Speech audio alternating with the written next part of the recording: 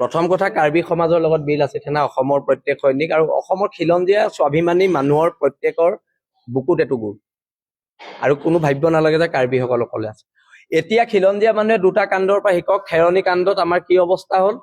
আৰু ঢিং কাণ্ডত আমাৰ কি অৱস্থা হ'ল খেৰণীত যদি বহিৰাগত মানুহে আমাক মাৰিছে ঢিঙত আমাৰ ছোৱালী মিয়াই ৰেপ কৰিছে আৰু সেই কাৰণে বহিৰাগত আৰু বাংলাদেশীৰ বিৰুদ্ধে এখন ঐক্যবদ্ধ সংগ্ৰাম কৰাৰ এতিয়া প্ৰয়োজনীয়তা আহিব কথাবিলাক স্পষ্ট এতিয়া কোনোবাই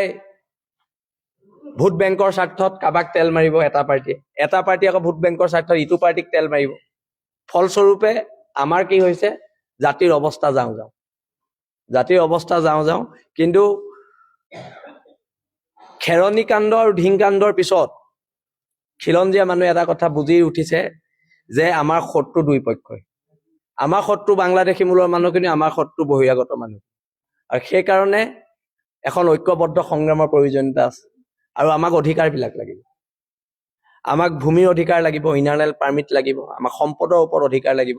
আমাক সকলো অধিকাৰ লাগিব আৰু সেই অধিকাৰক লৈ এতিয়া প্ৰতিবাদ হ'ব আৰু খিলঞ্জীয়া মানুহৰ ঐক্যবদ্ধভাৱে আৰু আমি এখন ফৰাম বনোৱাৰ কথা চিন্তা কৰিছো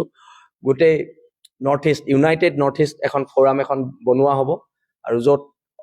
গোটেই নৰ্থ ইষ্টৰ খিলঞ্জীয়া মানুহ একগোট হৈ প্ৰতিবাদ কৰিব পাৰে আমি আগতেও কৈছো অসম জম্মু কাশ্মীৰো হ'ব নিদিওঁ অসম ত্ৰিপুৰাও হ'ব নিদিওঁ সেইটো স্পষ্ট কথা Any Times 24/7. Your news, your voice.